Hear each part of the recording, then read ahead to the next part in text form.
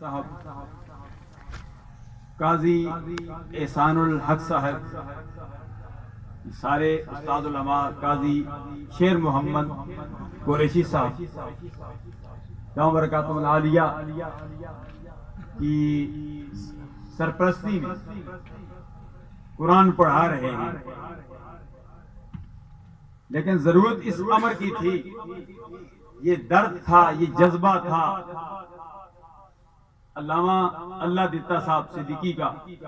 کہ قرآن مجید مناظرہ بھی پڑھایا جا رہا ہے، حفظ بھی کرایا جا رہا ہے، ہر مسجد میں یہ سلسلہ جاری ہے۔ ضرورت اس امر کی ہے کہ صرف قرآن پڑھا نہ جائے، صرف اس کو رٹا نہ جائے، رٹنے والے حافظ بھی موجود ہیں، پڑھنے والے دیکھ کر قرآن مجید وہ بھی موجود ہیں۔ ضرورت اس امر کی ہے، اس قرآن کو پڑھا جائے۔